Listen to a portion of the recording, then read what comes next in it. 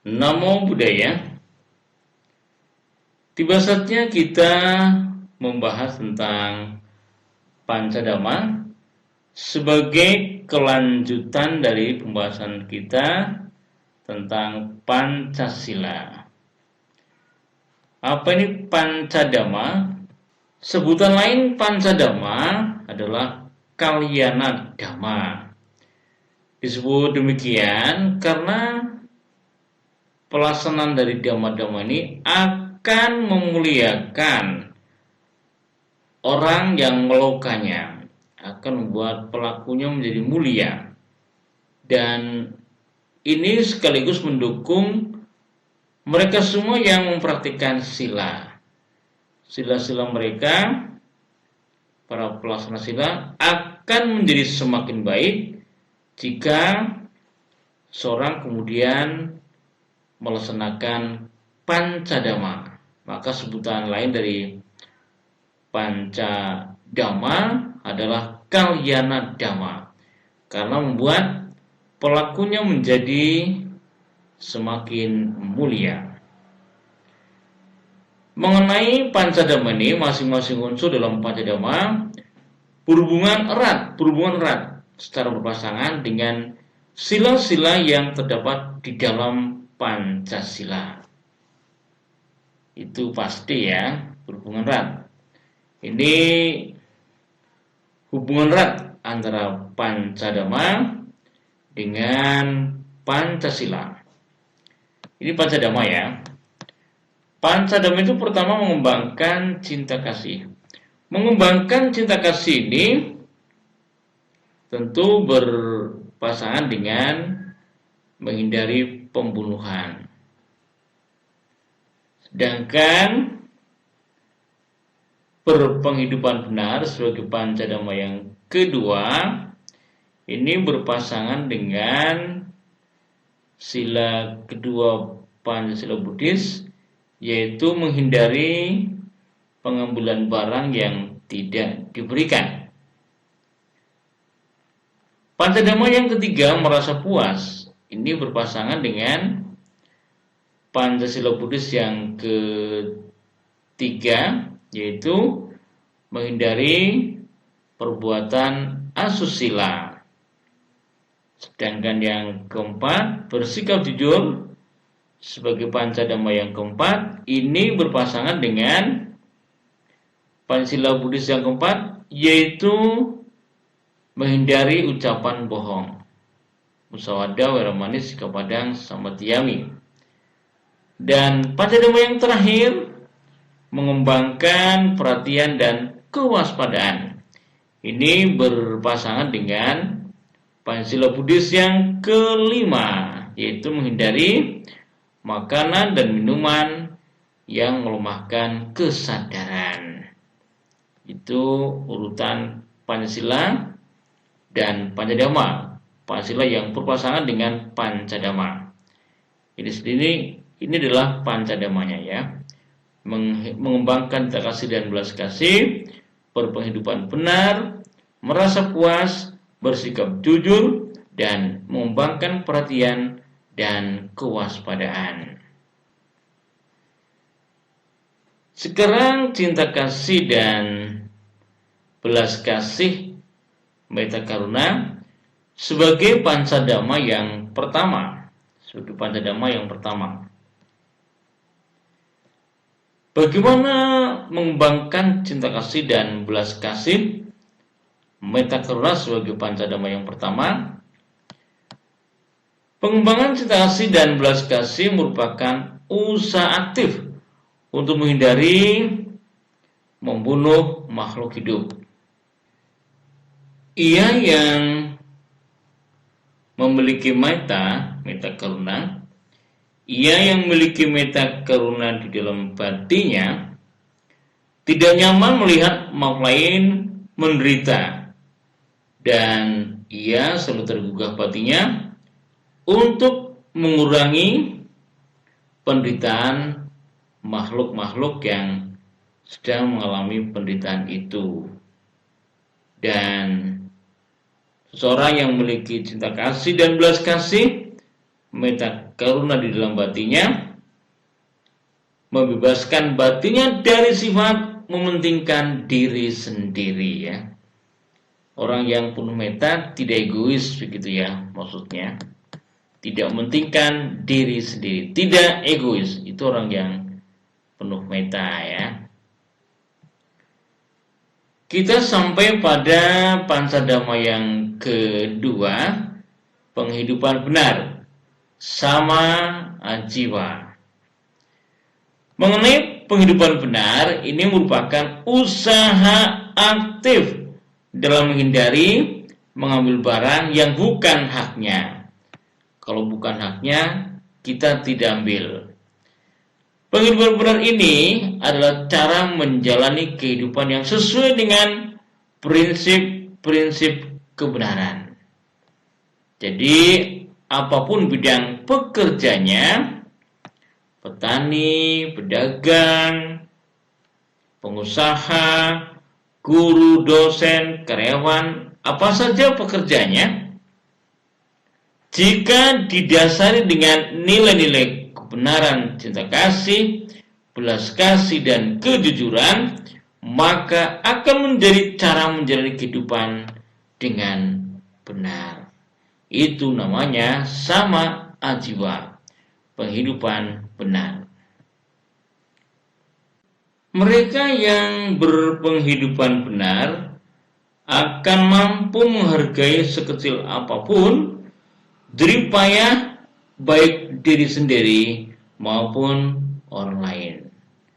Hal ini yang membuat mereka tidak tertarik untuk melakukan pencurian, penipuan, korupsi, dan usaha-usaha lain yang merampas hak milik orang lain. Itulah penghidupan benar. Itulah penghidupan benar. Sekarang kita sampai pada pancadhamma yang ketiga, santuti, merasa puas. Dalam hal ini menerima keadaan dan situasi pada saat tertentu dengan ikhlas, termasuk dalam santuti ini ya. Menerima keadaan dan situasi pada saat tertentu dengan ikhlas ya. Tidak gurundel berarti ya, ikhlas gitu ya. Termasuk merasa puas dan santuti ini adalah menerima dengan keseimbangan batin UPK dan tanpa menggerutu. Juga termasuk ke dalam santuti ini ya. Menerima dengan keseimbangan atau UPK ya, menerima dengan keseimbangan batin. Menerima dengan keseimbangan batin atau UPK dan tanpa menggerutu. Ini juga termasuk dalam santuti.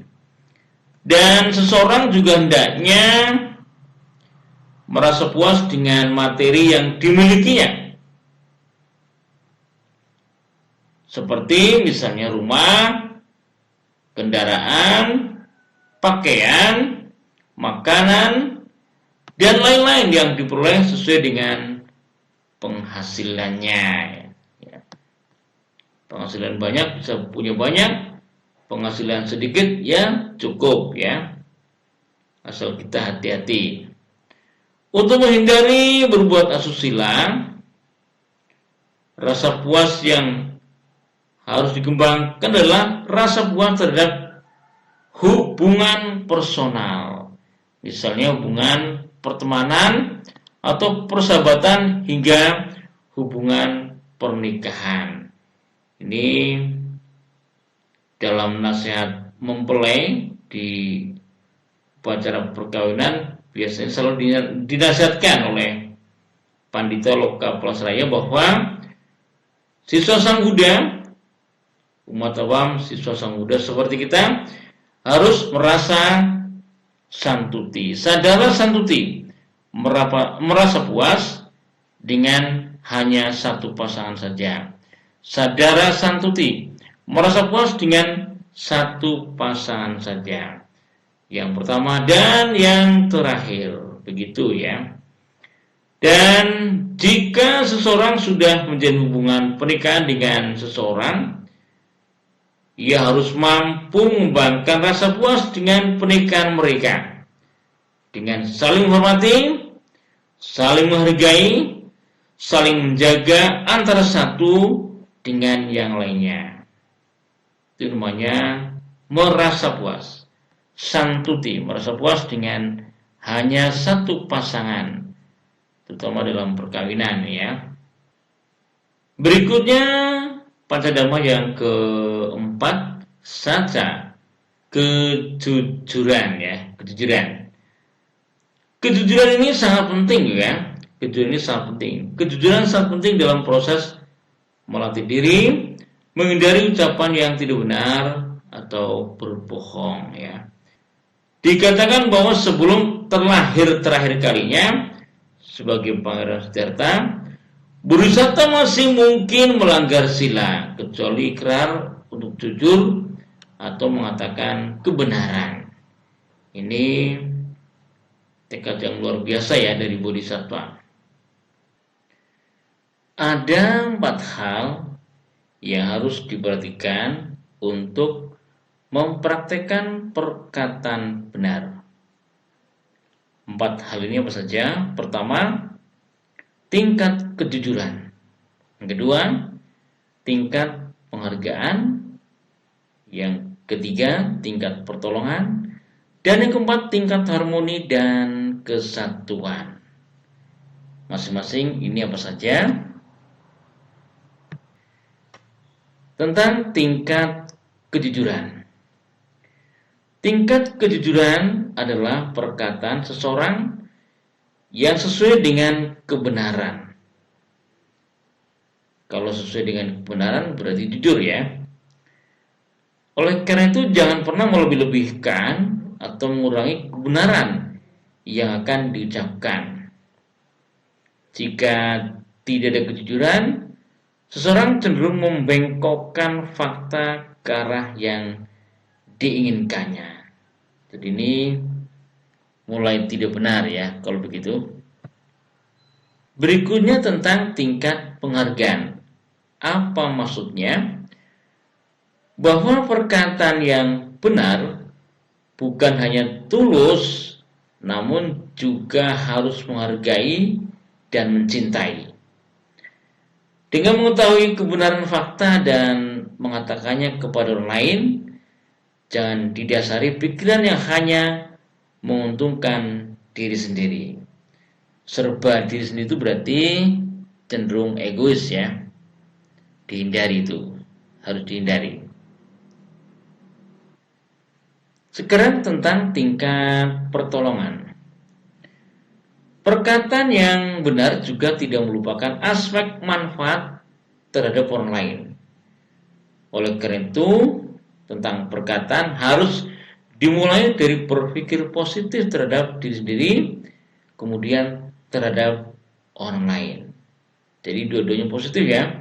Kepada diri sendiri positif, kepada orang lain juga positif gitu.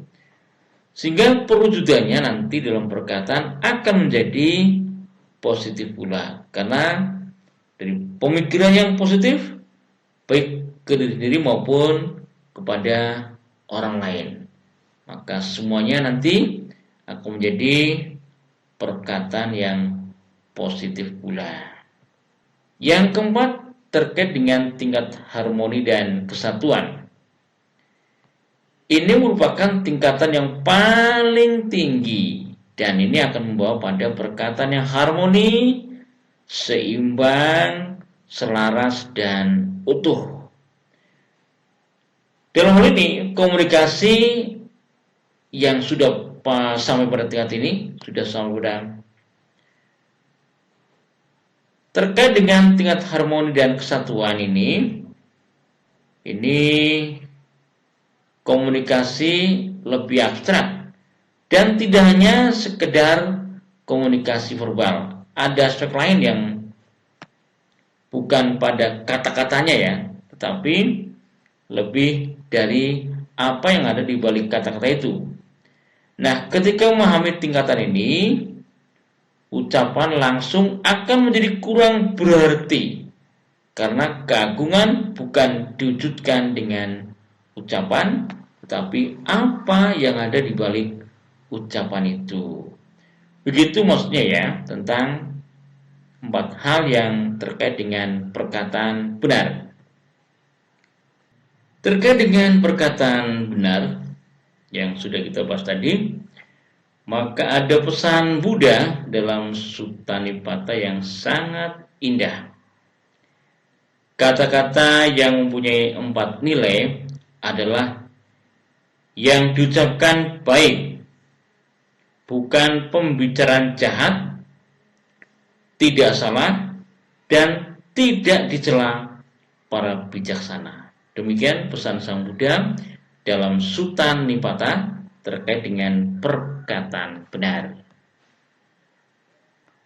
Masih ada pesan Sang Buddha dalam Sutta Nipata yang terkait dengan kata-kata benar.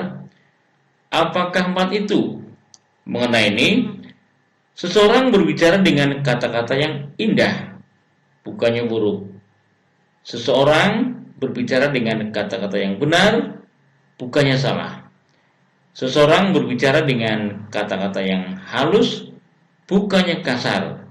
Seseorang yang berbicara dengan kata-kata penuh kebenaran, bukan kepalsuan. Begitulah pesan Sang Buddha tentang perkataan benar dalam Sutta Nipata. Sekarang kita sampai pada Pancadhamma yang ke-5, yaitu perhatian dan kewaspadaan, sati sampajanya. Perhatian yang senantiasa hadir mencerminkan kesadaran. Kewaspadaan hanya dimungkinkan bila ada perhatian yang menyertainya. Mereka ini merupakan suatu rangkaian mekanisme di dalam dan tidak dapat dipisah-pisahkan. Perhatian, kesadaran, dan kewaspadaan saling bergantung satu dengan yang lainnya. Ada 4 hal yang di dalam diri yang tepat untuk dijadikan pusat perhatian.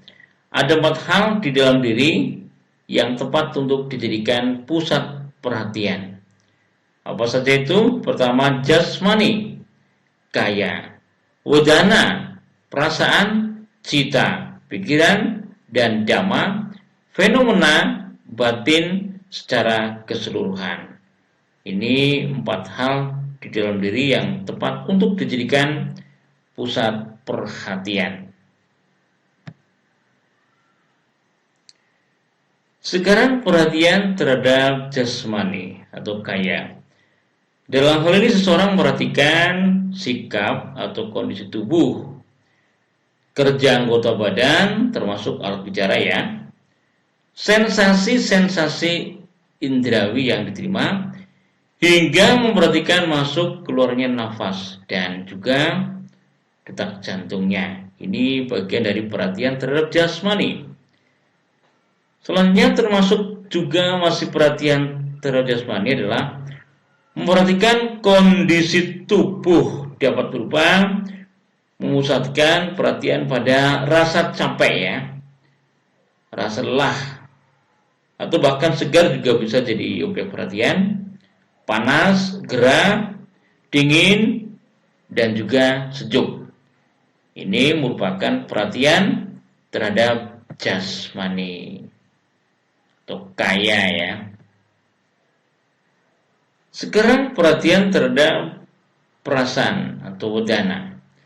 Dalam hal ini seseorang memperhatikan perasaan, berarti memperhatikan tanpa menilai berbagai bentuk perasaan atau emosi yang muncul dan hilang.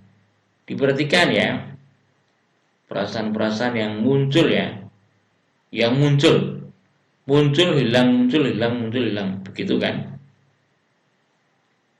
Sifat perasaan yang begitu, muncul hilang ya. Jadi itu namanya memperhatikan perasaan tanpa menilai berbagai bentuk.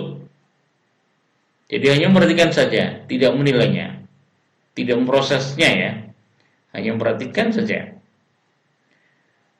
Bentuk perasaan tersebut dapat berupa perasaan kesal, jengkel, sedih, takut, rindu, dan juga marah.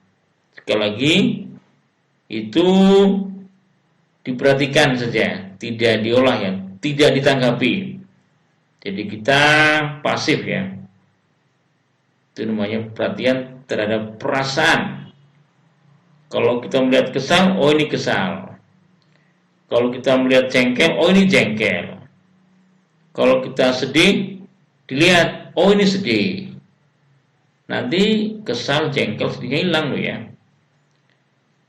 Manakala kita takut, kita perhatikan, oh ini takut. Manakala kita rindu, kangen begitu ya, oh ini rindu. Dan ketika kita marah, kita lihat, oh ini marah.